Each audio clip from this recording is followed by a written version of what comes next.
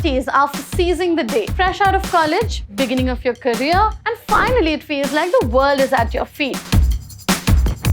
Also presents to you a unique opportunity when it comes to personal finance. By managing your own money, you can actually take charge of your own life.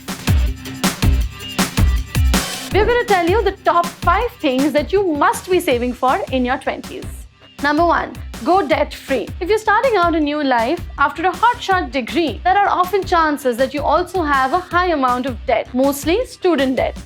It's always a great idea to begin afresh with a clean slate when you're beginning this new life. We'll give you an expert tip on how to do that better. Account for the monthly installments of the debt that you have to pay in the essentials list of your budget. To know how much you should really be saving, watch the video linked above. Number 2. Emergency fund. If you don't have a safety net, how are you truly going to enjoy yourself? Often while we were young, our parents took care of all emergency needs. Having a safety net ensures that you can take some risks in life. A good way to do this is by putting aside a little bit of money every month. There is no cardinal rule of how much this fund should have, but a good amount to save is 6 months of expenses that you keep aside in your bank account. When you have this emergency fund, you can actually take a lot of risks in life. For example, quitting a job if it gets too toxic, or sometimes even take an impromptu solo trip.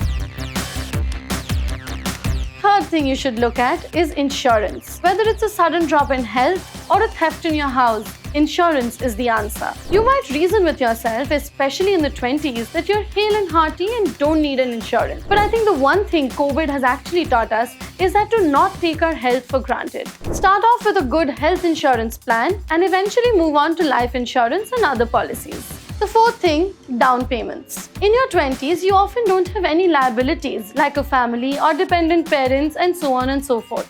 This is a good time to actually plan for long-term down payments that you might have to pay later on in life.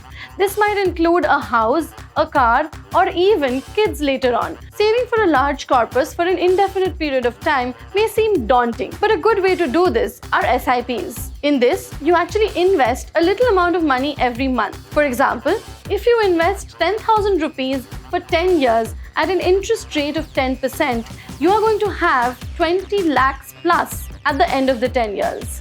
The fifth and the last thing, retirement plan. I know this sounds like a really far-fetched deal, but it is a good idea to start financially planning now so that in your old age, you can enjoy a carefree, relaxed life.